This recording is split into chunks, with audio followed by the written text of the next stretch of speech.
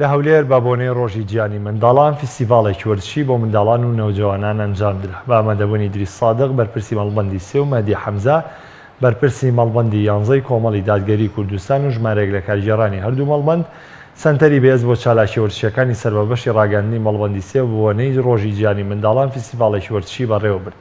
لا گرنگترینیان ئەنجامدانی خولەکی بچووکراوی تۆپ پێبوو بۆ ژمارەیەک تیپی سنووری هەولێر لە یاری کۆتای کرد و تیپی ئەنجومەنی 2 لەگەڵ تیپی مەڵبەندی 11 بەیەگەشتن و لە ئەنجامدا تیپی ئەنجومەنی 2 بە 3 گۆڵ بەرامبەر بە 2 گۆڵ لە تیپی مەڵبەندی 11 بردەوە. لە کۆتاییارەکەش جامی یەکەم و دووەم بەسەر هەردوو تیپ دابەشکراوە مەدالیای بەشداریکردنیشیان بەسەر سەرجەم یاریزانانی بەشداربووی خولدا دابەش کرد.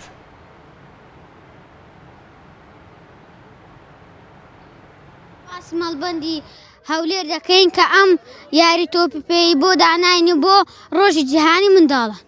دوو یاریمان کرد، یاریەک 2-0 و یاریەکیش 3-2 زۆر دڵخۆش بوو. پلەی یەکەمان بەدەستێنە. بەبوونی ڕۆژ جیهانی منداڵان کاکوولە لە بۆ مەکرابەوە هیوادارم هەموو ڕۆژێک کاکوولە هەبێت و دڵخۆش بین.